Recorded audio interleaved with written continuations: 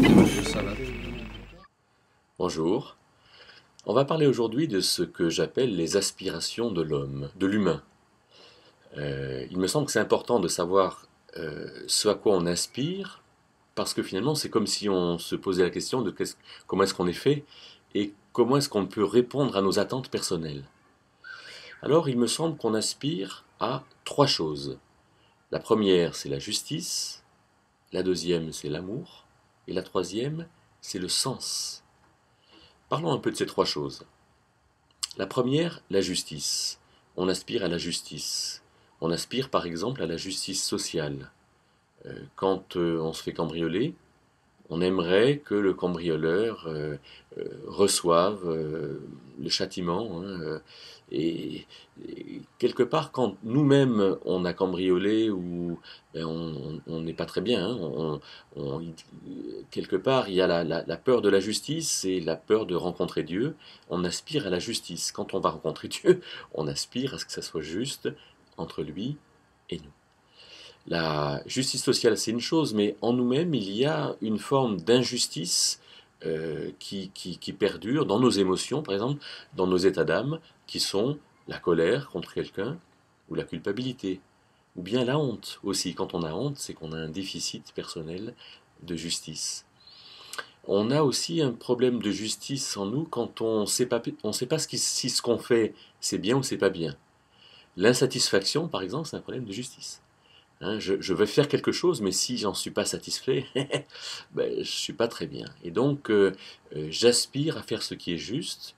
Et pour avoir ce qui est juste, alors il faut que j'ai conscience et connaissance de la justice de Dieu en moi, euh, envers les autres, dans la société, etc.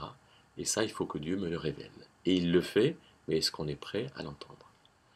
La deuxième chose, c'est l'amour. Alors, l'amour, j'en ai également besoin. Et l'amour se trouve dans la relation. Les gens qui sont seuls ne connaissent pas bien ce que c'est que l'amour. Il faut qu'on s'ouvre aux autres, qu'on s'ouvre à la relation et qu'on soit prêt, disposé, emballé, enthousiaste pour aller vers les autres et pour comprendre que dans cette relation, il y a quelque chose de très fort. Alors, euh, dans mes états d'âme, le manque d'amour, eh ben, c'est la timidité, c'est la peur, c'est la crainte de rencontrer quelqu'un. Et je dois, moi, comprendre que je ne suis pas timide parce que dans ma famille tout le monde est timide. Non, non, je suis timide parce que je me cache, je me protège, parce que je ne souhaite pas être reconnu des autres. Et la meilleure manière d'apprendre à nager, c'est de se jeter à l'eau. La meilleure manière d'apprendre à entrer en relation avec les autres, c'est de se jeter à l'eau. Et donc l'amour, où est-ce qu'on le trouve? Ben, c'est dans les groupes. Hein, il faut vivre dans la famille, vivre dans le quartier, dans le travail, dans l'église, hein, dans tout groupe. Il faut s'inscrire, aller voir les associations. Il ne faut pas hésiter à entrer en relation. Et c'est là où vraiment je réponds à mes attentes profondes. La troisième chose qui est importante pour l'humain, me semble-t-il, c'est le sens.